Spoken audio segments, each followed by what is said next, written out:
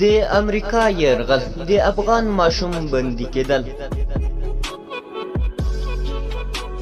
د کوچني ماشوم دواړه لاسونه تړل شوي وو او سر ته یې توره خلطه ور اغوستل شوې وه، خو په ځای کې په ډېر غرور ناست و.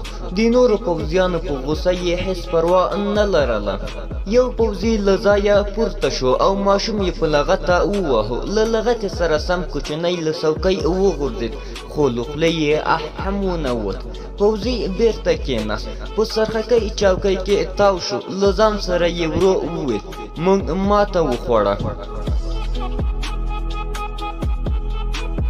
میز یې په سوک وواهه او ویې ویل: زموږ پر وړاندې اوس دومره کوچني ماشومان هم جنګېږي. یو فوجي یې راووژه. د ماشوم له سر یې توره خلطه کش کړه. ماشوم ته یې وویل: ولې دې زموږ فوجي ووژه؟ افغان ژباړن یې ژر ژر خبرې وژباړلې. دی وایي: ولې دې زموږ فوجي ووژه؟ ماشوم ساه واخیسته. دوی ولې زموږ کلی بمبار کړ؟ امریکایي پوځي وویل: هلته زموږ دښمنان وو او موږ بمبار کړ. 14 کلن ماشوم زولنو ته زور ورکړ او دواړه لاسونه یې د میز پر سر کېښودل. هلته د تاسو دښمنان وو، نو ځکه مو بمبار کړ. خو زموږ په کلي کې مو ټول ماشومان او ښځې شهیدانې کړي دي. زموږ په کلي کې اوس له ما پورته د لوړ عمر څوک نه وو، نو یو دښمن مو پیدا کړ.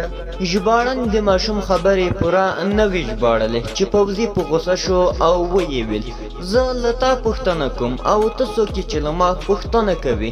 زموږ چې زړه هر څه وغواړي هغه کوو، او بیا دا شان بې معنا پوښتنې ونه کړې. زه له تا پوښتنه کوم: ولې دې زموږ فوجي په چاړه وواهه او مړ دې کړ؟ ماشوم وویل: پیسې مې نه وې، ځکه مې په چاړه وواهه. امریکایي جنرال له غوسې تک سور واوښت او ویې ویل: پیسې زموږ د پوځي په وهلو پورې څه اړه لري؟ افغان ماشوم په ډېر جرأت سره وویل: زموږ کلی مو بمبار کړ، ټوله کورنۍ مې ووژل شوه. یو زوړ ټوپک مې و، هغه هم د خاورو لاندې شو. که مې پیسې لرلې نو سم ټوپک به مې پرې اخیستی وای او ډېر امریکایان به مې در وژلي وای، خو یوازې یوه چاړه پاتې وه او هغه هم سم کار وکړ.